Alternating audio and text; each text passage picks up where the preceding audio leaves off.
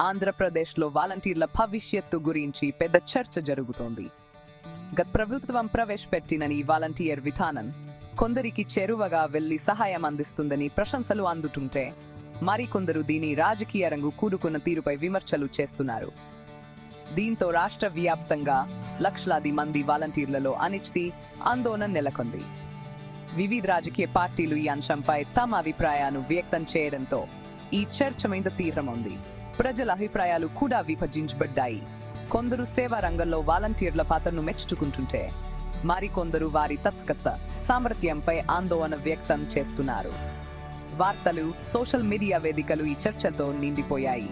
ఈ విషయంపై ప్రజలకు ఉన్న ఆసక్తిని ప్రతిబింబిస్తున్నాయి. వాలంటీర్ల భవిష్యత్తు, వారి జీవనోపాధి కోసం నిరాడంబరమైన స్టెపెన్పై ఆధారపడిన వారి భవిష్యత్తు ప్రస్తుతం ప్రమాదంలో ఉంది.